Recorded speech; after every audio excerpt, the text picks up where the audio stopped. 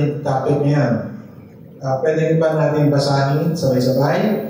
Don't blow the trumpet for wrong.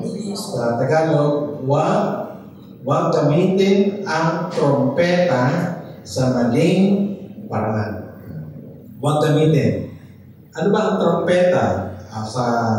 Ito tingnan niyo yung picture. Sa mga Israelita, ang tawag nila dyan, shofar. Walang harp, shofar. Or trumpet. Okay? Ginagamit nila yan, usually, nung sila yung nasa disyerto, at kailangan tipunin ang mga tao, siyempre, kasi iwahiwala yung mga tolda nila. Halimbawa, nandito yung tabernakulo. Tabernakulo, yun yung templo nila noon, no? Yung tabernakulo, nililipat-lipat yun. Kung saan sila magkakampo na nilalagay yung tabernacle. Kapag nandito yung tabernakulo at panahon ng pagsamba, ang pari na labas, dala-dala yan. Para pumunta ang tao, sumamba, ihipan siya.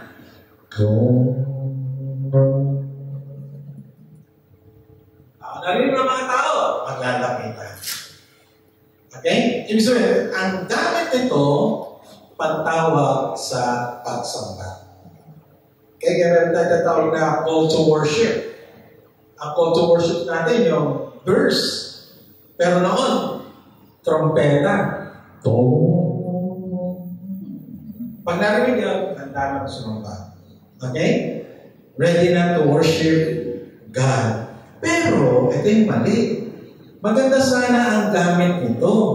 Pero itong mga religious leaders na ang tawag sa kanila mga Pariseo. So, yun sabihin nga, Pariseo. Sadduceo. Escriba. Isa-isayin pa natin. Pariseo. Sadduceo. Escriba. Sila yung mga leaders sa templo at sa panahon ng Panginoon Kristo, nung pag ginagamit nila itong shofar, ginagamit nila sa pansariling paraan. Okay? Hindi na para sa Diyos. Kasi, balikan natin yung picture. Ito kasi, simbolo ng presensya ng Diyos. Nandito na ang Diyos, and therefore, we need to worship God. Pero ang ginagawa nila, ginagamit nila sa maling paraan. Basahin nga natin ito. Matthew 6, verse 2. Sa English muna natin. Tapos mamaya, babasahin natin sa Tagalog. Sa Tagalog kasi, hindi binanggit yung blowing trumpets. Wala sa Tagalog siya. Yung sa Matthew chapter 6, verse 2, hindi nabanggit siya.